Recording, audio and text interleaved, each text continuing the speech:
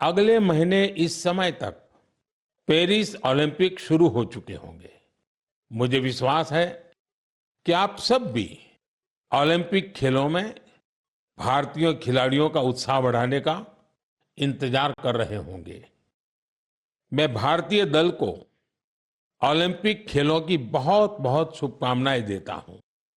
हम सबके मन में टोक्यो ओलंपिक की यादें अब भी ताजा हैं। टोक्यो में हमारे खिलाड़ियों के प्रदर्शन ने हर भारतीय का दिल जीत लिया था।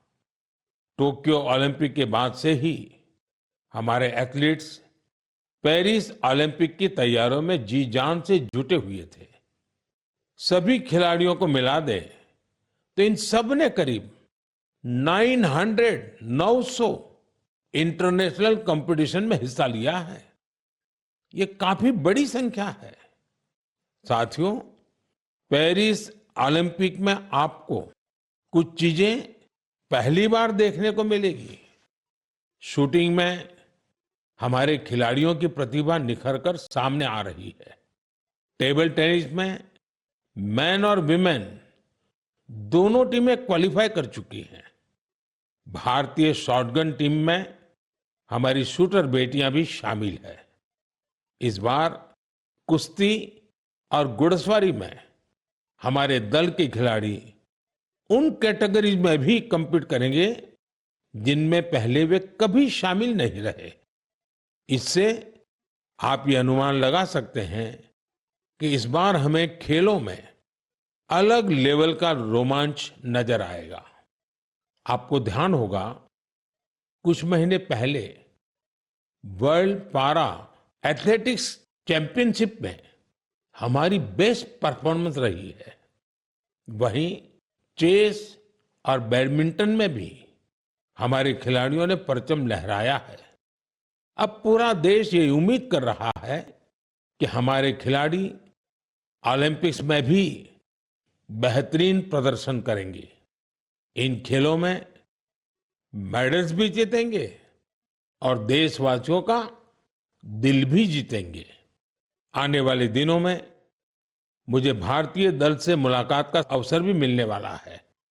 मैं आपकी तरफ से उनका उत्साहवर्धन करूंगा। और हां, इस बार हमारा हैशटैग चीयर फॉर भारत है। इस हैशटैग के जरिए हमें अपने खिलाड़ियों को चीयर करना है, उनका उत्साह बढ़ाते रहना है। तो मोमेंटम को बनाए रखिए।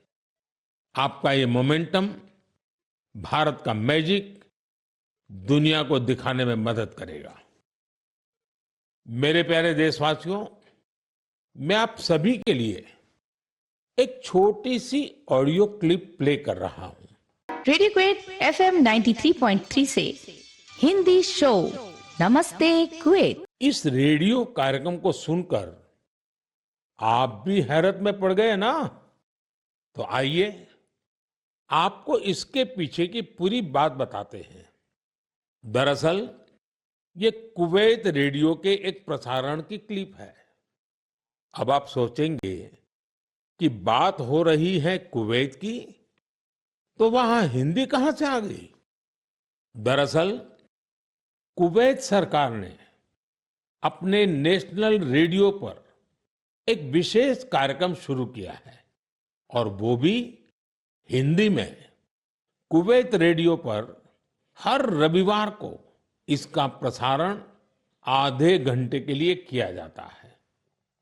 इसमें भारतीय संस्कृति के अलग अलग रंग शामिल होते हैं। हमारी फिल्में और कला जगत से जुड़ी चर्चाएं वहां भारतीय समुदाय के बीच बहुत लोकप्रिय हैं। मुझे तो यहां तक बताया गया है कि कुवैत के स्थानीय लोग भी इसमें खूब दिलचस्पी ले रहे हैं। मैं कुवैत की सरकार और वहां के लोगों का हृदय से धन्यवाद करता हूं, जिन्होंने ये शानदार पहल की है। साथियों, आज दुनिया भर में हमारी संस्कृति का जिस तरह गौरवगान हो रहा है, उससे किस भारतीय को खुशी नहीं होगी। अब जैसे तुर्कमेनिस्तान में इस साल मई में वहां के राष्ट्रीय कवि की 300वीं जन्म जयंती मनाई गई। इस अवसर पर तुर्कमेनिस्तान के राष्ट्रपति ने दुनिया के 24 प्रसिद्ध कवियों की प्रतिमाओं का अनावरण किया। इनमें से एक प्रतिमा गुरुदेव रविंद्रनाथ टैगोर जी की भी है। ये गुरुदेव का सम्मान है, भारत का सम्मान है। इसी तरह जून के महीने में दो कैरेबियाई देश सूरीनाम और सेंट विंसेंट एंड द ग्रेनाडीज ने अपने इंडियन हेरिटेज को पूरे जोश और उत्साह के साथ सेलिब्रेट किया।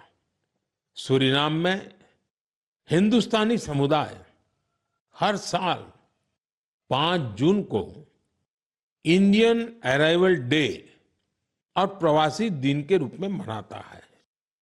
यहां तो हिंदी के साथ ही भोजपुरी भी खूब बोली जाती है।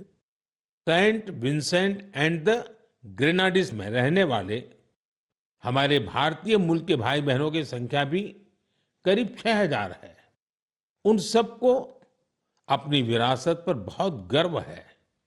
1 जून को इन सब ने इंडियन अराइवल डे को जिस धूमधाम से मनाया, उससे उनकी ये भावना साफ झलकती है। दुनिया भर में भारतीय विरासत और संस्कृति का जब ऐसा विस्तार दिखता है तो हर भारतीय को गर्व होता है।